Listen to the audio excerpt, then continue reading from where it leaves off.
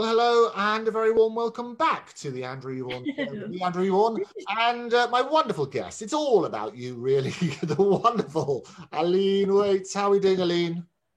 Well, I'm fine, and this is a sort of nursery story. This one, a fairy story. This is again from Dame Carol Ann Duffy, and what Yes, I it's Dame love Caroline. is the first. We talked about her being the poet laureate in 2009 to 2019, a good 10-year reign as poet laureate. But she was not only the first lady, the first person from Scotland, and the first, it says in her details, the first LGBTQF. Oh, she was LGBT, was she? Yeah. No wonder she read all these wonderful songs. I know it's all the poems. That's yeah. Right. That's right. So, about the wives. Yes, it's very interesting. The first of everything. So wonderful, wonderful pioneer. A pioneer of poetry was this poet laureate. So glorious stuff as well. But this one, Little Red Riding Cap, I think you said. Little Red Cap. Oh, Little Red Cap. Yes, because we used to work at a pub called Mother Red Cap. So I was quite drawn to this one. Little Red Cap. Okay, it's over to you. A bit of Carol Ann Duffy. Little Red Cap. Fairy story. At childhood's end, the houses petered out into playing fields, the factory, allotments, kept like mistresses by kneeling married men, the silent railway line, the hermit's caravan, till you came at last to the edge of the woods. It was there that I first clapped eyes on the wolf. He stood in a clearing, reading his verse out loud in his wolfy drawl, a paperback in his hairy paw, red wine staining his bearded jaw. What big ears he had! What big eyes he had! What teeth! In the interval, I made quite sure he spotted me. Sweet 16, never been, babe, waif, and bought me a drink. My first. You might ask me why. Here's why. Poetry. The wolf, I knew, would lead me deep into the woods, away from home, to a dark, tangled, thorny place. Lit by the eyes of owls, I crawled in his wake, my stockings ripped to shreds, scraps of bread from my blazer, snagged on twig and branch. Murder clues. I lost both shoes, but got there. Wolf's lair, better beware. Lesson 1 that night. Breath of the wolf in my ear was the love poem. I clung till dawn to his thrashing fur, for what little girl doesn't dearly love a wolf? Then I slid from between his heavy matted paws and went in search of a living bird, a white dove which flew straight from my hands to his open mouth. One bite, dead. How nice, breakfast in bed, he said, licking his chops. As soon as he slept, I crept to the back of the lair, where a whole wall was crimson gold, aglow with books. Words were truly alive on the tongue, in the head, warm, beating, frantic, winged music and blood. But then I was young, and it took 10 years in the woods to tell that a mushroom stoppers the mouth of a buried corpse, that birds are the uttered thought of trees, that a greying wolf howls the same old song at the moon, year in, year out, season after season, same rhyme, same reason. I took an axe to a willow to see how it wept. I took an axe to a salmon to see how it leapt. I took an axe to the wolf as he slept, one chop scrotum to throat, and saw the glistening virgin white of my grandmother's bones. I filled his old belly with stones. I stitched him up. Out of the forest I came with my flowers, singing all alone. Glorious.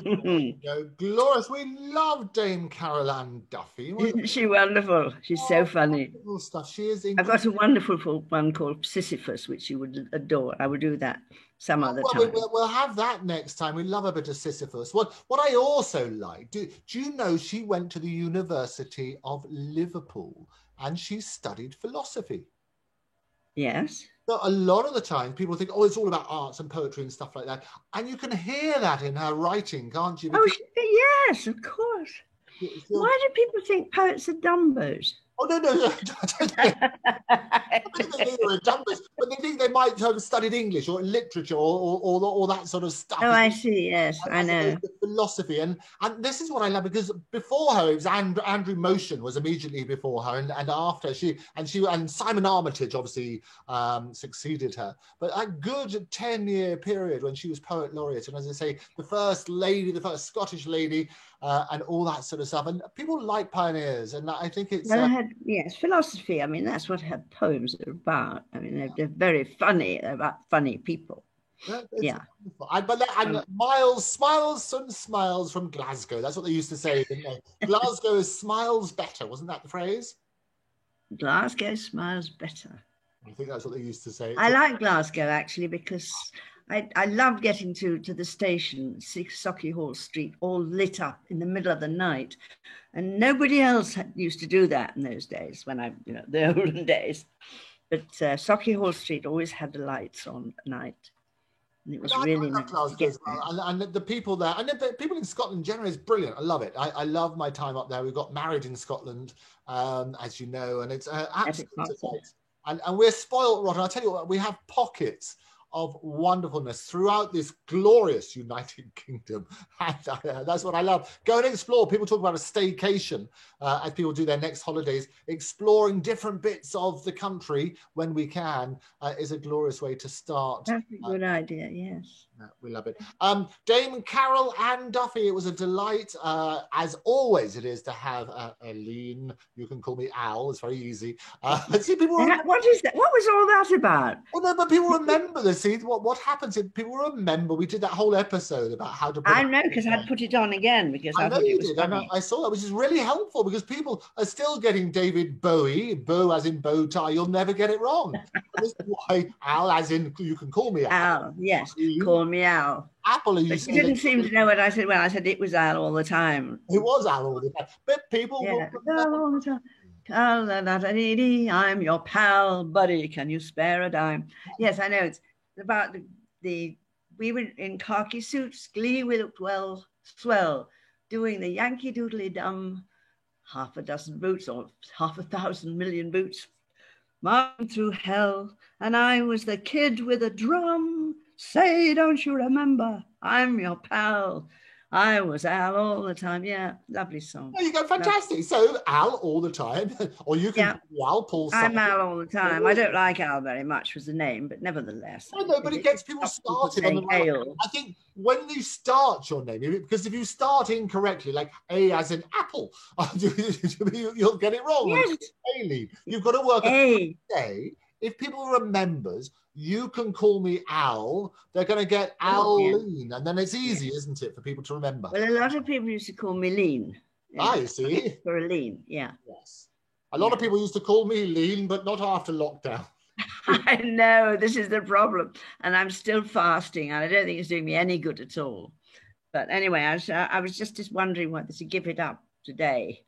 I've been thinking about that. That was the thing. It was and I thought it was depressing me, you see.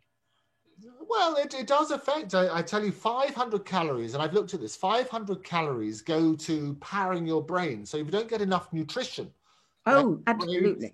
Absolutely. But I mean, the theory is that nobody, when people are hungry, they're really thirsty. So you have to drink lots and lots and lots of water to keep everything going.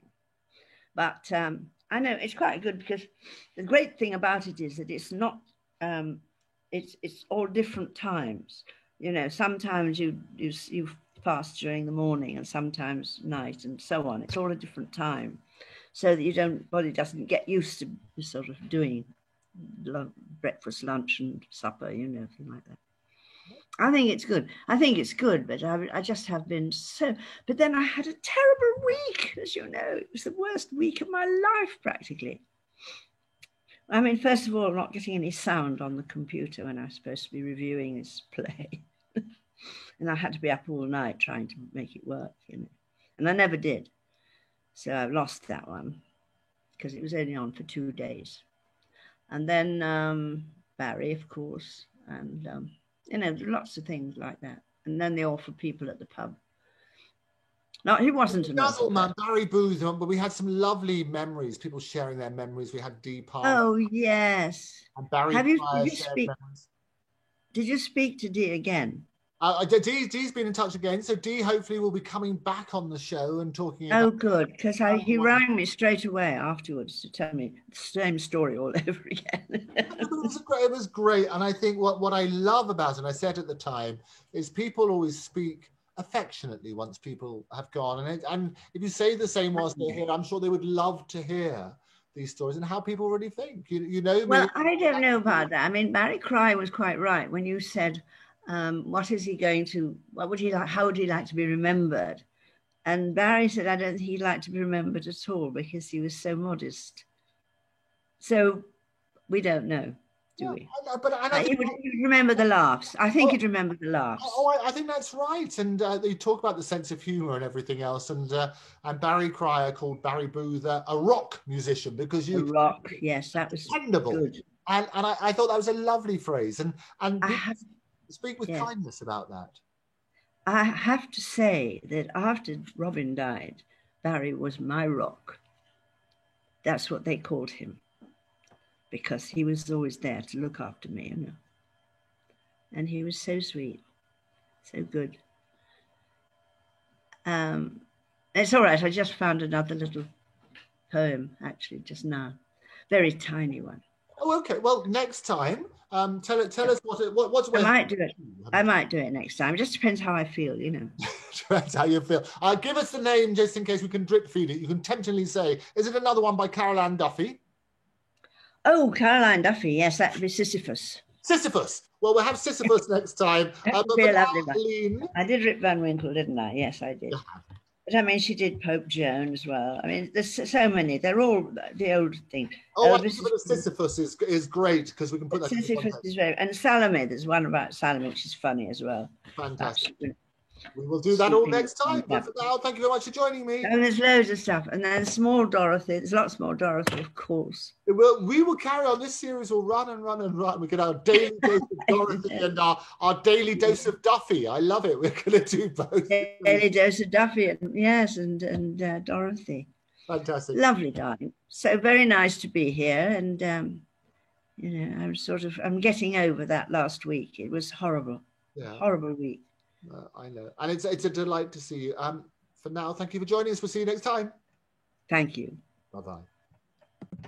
So thank you again to the wonderful Aline Waits for joining me and giving us a little bit more Carol Ann Duffy, the Poet Laureate from 2009 to 2019. Do join us again next time. Don't forget you can follow me at Andrew Eborn at Octopus TV, and you can subscribe. Do it now whilst you still remember. See you next time. Bye.